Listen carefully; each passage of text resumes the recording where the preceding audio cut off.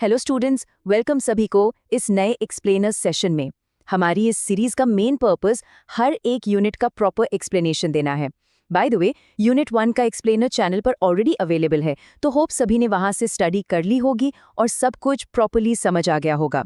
आज का ये सेशन MIC के सेकंड यूनिट पर फोकस्ड है, the art of assembly language programming. देखो, मैं जानती हूँ काफ़ी स्टूडेंट्स को लगता है कि असेंबली लैंग्वेज तो भाई बहुत टफ होती है, लेकिन ट्रस्ट मी, आज ये डर बिल्कुल ख़त्म होने वाला है। डरने की बिल्कुल ज़रूरत नहीं है। Assembly language actually highly logical होती है और थोड़ी सी स्मार्ट स्टडी करके यहाँ से मैक्सिमम मार्क्स स्कोर करना सच में बहुत ईजी है। तो चलिए, बिना टाइम वेस्ट किए इस आसान जर्नी को शुरू करते हैं। Let's start. सबसे पहले ये समझते हैं कि आखिर ये असेंबली लैंग्वेज काम कैसे करती है। इसको समझना बिल्कुल वैसा ही है जैसे एक रोबोट को बहुत ही छोटे और सिंपल स्टेप्स में इंस्ट्रक्शंस देना। इमेजिन करिए, आपको एक रोबोट से चाय बनवानी है। अब आप उसको सिंपली मेक टी बोलेंगे तो काम नहीं चलेगा, राइट? क्योंकि रोबोट हमारी नॉर्मल लैंग्वेज थोड़ी ना समझता है। उसे एकदम स्टेप बाय स्टेप इंस्ट्रक्शंस देने पड़ते हैं, जैसे पहले टेक वाटर, फिर बॉयल वाटर, उसके बाद ऐड टी पाउडर और फिर ऐड शुगर। जब स्टेप्स इतने क्रिस्टल क्लियर होंगे, तभी रोबोट एग्जैक्टली वही करेगा जो हम चाहते हैं। असेंबली लैंग्वेज में हम अपने प्रोसेसर के साथ बिल्कुल यही करते हैं। हर एक छोटा काम स्टेप बाय स्टेप बताना पड़ता है ताकि प्रोसेसर उसे लॉजिकली एग्जीक्यूट कर सके। ओके, सो इस सेशन को स्मूथली आगे बढ़ाने के लिए एक क्विक एजेंडा सेट कर लेते हैं। आज के इस एक्सप्लेनर में हम 4 मेन टॉपिक स्टडी करने वाले हैं। Number 1, program development steps. Number 2, assembly tools. Number 3, assembler directives. और finally number 4, top exam questions. इस एजेंडा का सबसे बड़ा फायदा ये है कि इससे एग्जाम वाली एंजाइटी एकदम लोअर हो जाएगी। ये क्लियर आउटलाइन आपको स्ट्रिक्टली गाइड करेगी कि आज एग्जैक्टली क्या स्टडी करना है, ताकि एग्जाम में सॉलिड मार्क्स मिल सके। तो चलिए सीधे अपने फर्स्ट क्रूशल टॉपिक की तरफ मूव करते हैं, प्रोग्राम डेवलपमेंट स्टेप्स। ये टॉपिक एक्सप्लेन करता है कि एक्चुअली किसी भी प्रोग्राम को क्रिएट करने की पूरी जर्नी क्या होती है। अब प्रोग्राम डेवलपमेंट के इन 6 स्टेप्स को एक एग्जैक्ट सीक्वेंस में याद रखना होता है, जिसके लिए मैं एक सुपर मेमोरी ट्रिक बताने वाली हूँ। बस एक वर्ड याद रखना है, PAFCICA। सुनने में ये बिल्कुल पैसिफिक ओशन जैसा लगता है, राइट? देखो, इस ट्रिक से कितना आसान हो जाता है। P से बनता है प्रॉब्लम डेफिनेशन, A से एल्गोरिदम, F से फ्लो चार्ट, I से इनिशियलाइजेशन, पहले C से चूज इंस्ट्रक्शंस और आखिरी C से कन्वर्ट टू ALP। बेसिकली ये एग्जैक्ट 6 स्टेप्स का सीक्वेंस आपको परफेक्ट ट्रिक से याद रखना है और एग्जाम पेपर में एग्जैक्टली यही लिख कर आना है फुल मार्क्स के लिए। अब इन स्टेप्स को थोड़ा डीपली समझते हैं। स्टेप 1 है प्रॉब्लम डेफिनेशन। कोडिंग स्टार्ट करने से पहले ये समझना बहुत ज़रूरी है कि आखिर हमें करना क्या है। क्या इनपुट्स आएंगे और फाइनल आउटपुट क्या चाहिए। इसे रियल लाइफ से कनेक्ट करें तो ये बिल्कुल वैसा ही है जैसे किचन में कुकिंग स्टार्ट करने से पहले हम डिसाइड करते हैं कि आज खाने में बनाना क्या है। जब टारगेट क्लियर होगा तभी तो सही डायरेक्शन में काम शुरू होगा। अगर एडिशन का प्रोग्राम है तो प्रॉब्लम डेफिनेशन में हम क्लियर करते हैं कि नंबर्स कहाँ से आएंगे और रिजल्ट कहाँ स्टोर होगा। उसके बाद आता है स्टेप 2, जो है एल्गोरिदम। एल्गोरिदम की डेफिनेशन एकदम स्पेसिफिक होती है, a finite sequence of steps used to solve a problem. मतलब कि किसी भी प्रॉब्लम को सॉल्व करने के लिए जो स्टेप्स सीक्वेंस में लिखे जाते हैं, बेसिकली वही एल्गोरिदम है। और सुनो, एग्जाम पेपर में ये स्पेसिफिक डेफिनेशन क्लियरली लिखने से डायरेक्ट मार्क्स मिलेंगे। इसमें generally start, take first number, add और स्टॉप जैसे step by step sequence include होते हैं। एल्गोरिदम लिखने के बाद हम पहुंचते हैं स्टेप 3 पर, जो है फ्लो चार्ट। देखो, फ्लो चार्ट को सिंपली एक प्रोग्राम का गूगल मैप्स मान लीजिए। ये विजुअल तरीके से दिखाता है कि प्रोग्राम कहाँ से स्टार्ट होगा, किस रास्ते पर जाएगा और एग्जैक्टली कहाँ एंड होगा। फ्लो चार्ट में कुछ इसेंशियल सिंबल्स यूज होते हैं जिन्हें परफेक्टली ड्रॉ करना आना ही चाहिए। जैसे ओवल सिंबल हमेशा स्टार्ट या स्टॉप के लिए यूज होता है। रेक्टेंगल शेप का मतलब होता है प्रोसेस, जैसे कि एडिशन या सब्ट्रैक्शन। अगर प्रोग्राम में कोई कंडीशन लगानी है तो डिसीजन लेने के लिए ये डायमंड सिंबल लगाते हैं। और जब भी इनपुट या आउटपुट की बात आती है तो पैरेललोग्राम यूज किया जाता है। इन शेप्स को याद रखना सच में बहुत इजी है और एग्जाम मार्क्स के लिए सुपर क्रूशल भी। उसके बाद स्टेप 4 है इनिशियलाइजेशन चेकलिस्ट। सोचिए, जैसे कोई भी स्टूडेंट एग्जाम हॉल में बैठने से पहले अपना पेन, हॉल टिकट और कैलकुलेटर चेक करता है ना, ठीक वैसे ही प्रोसेसर की भी एक अपनी चेकलिस्ट होती है।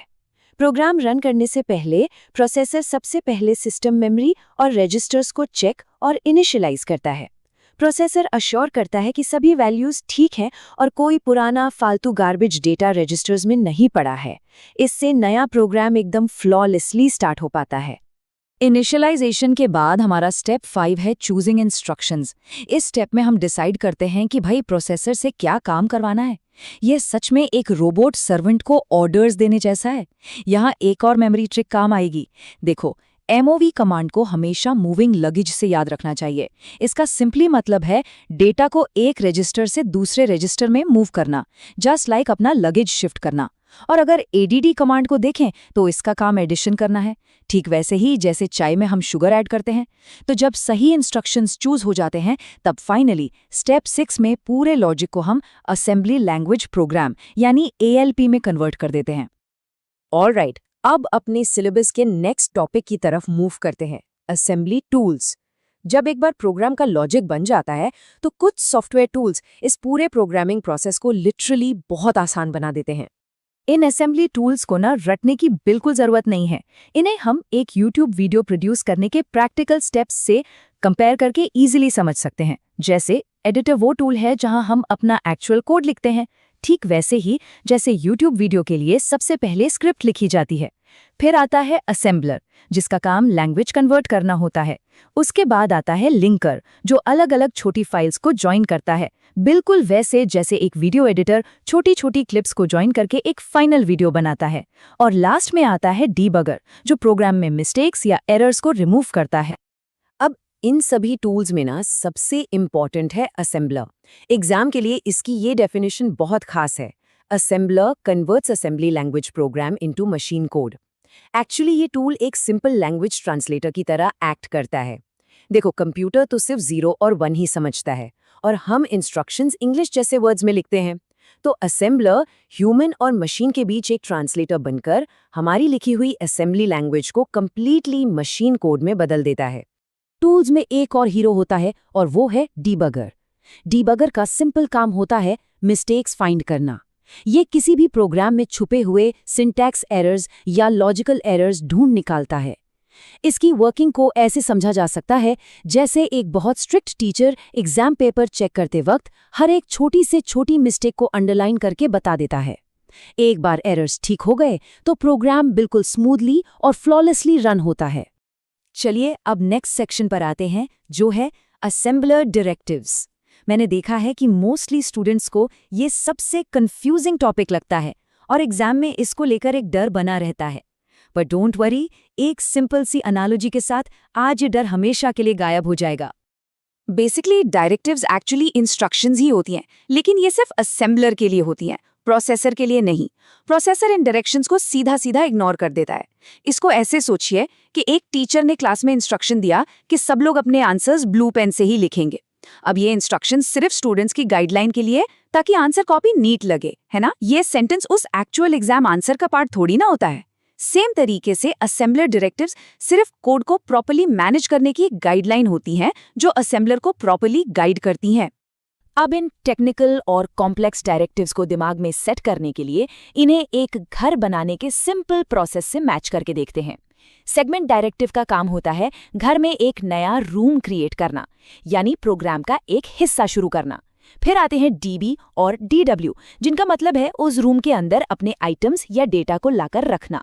उसके बाद अज्यूम डायरेक्टिव ये डिसाइड करता है कि वो रूम किस पर्पस के लिए यूज होगा, जैसे कौन सा रूम बेडरूम होगा और कौन सा किचन। और जब सब कुछ एकदम सेट हो जाए तो एंड डायरेक्टिव बताता है कि भाई घर बनकर पूरी तरह फिनिश हो गया है, यानी हमारा प्रोग्राम यहां पर आकर खत्म हो गया। अब एग्जाम पॉइंट ऑफ व्यू से एक बहुत इंपॉर्टेंट चीज, DB और DW के बीच का डिफरेंस एग्जाम में लगभग हमेशा ही पूछा जाता है। तो इन दोनों के डिफरेंस को क्लियरली समझना जरूरी है। DB का फुल फॉर्म होता है डिफाइन बाइट। इसे एक छोटा 8 बिट यानी 8 बिट का बॉक्स समझना चाहिए, जिसमें थोड़ा कम सामान रखा जा सके। और वही DW का मतलब है डिफाइन वर्ड। ये एक कंपैरेटिवली बिगर 16 बिट यानी 16 बिट का बॉक्स होता है, जिसमें DB से एग्जैक्ट डबल डेटा स्टोर हो सकता है। दोनों का मेन काम मेमोरी में स्पेस रिजर्व करना ही है, बस उनके बॉक्स का साइज अलग अलग होता है। ये क्लियर पॉइंट्स अगर आप पेपर में लिखेंगे तो कंफर्म मार्क्स मिलेंगे। और अब हम इस सेशन के फाइनल स्प्रिंट पर पहुंच गए हैं। इस सेक्शन में हम strictly top exam questions discuss करेंगे। देखो, पढ़ाई करने के बाद एग्जाम की करेक्ट डायरेक्शन पकड़ना सबसे जरूरी है। ये वो एग्जैक्ट हाई वैल्यू टॉपिक्स हैं जिन्हें स्टडी करके आप मैक्सिमम मार्क्स स्कोर कर सकते हैं और आपकी कोई भी एक्स्ट्रा मेहनत वेस्ट नहीं जाएगी। इस अल्टीमेट चेकलिस्ट में वो लगभग सभी क्वेश्चंस इंक्लूड होते हैं जिनमें से फाइनल एग्जाम पेपर बनता है। इनमें शामिल है program development steps, flow chart के सिंबल्स, असेंबलर और कंपाइलर का डिफरेंस, असेंबली लैंग्वेज के 4 main tools, assembler directives actually क्या हैं, डीबी और डीडब्ल्यू का सिंपल कंपैरिजन और एडिटर, लिंकर और डीबगर के बेसिक ऑपरेशंस।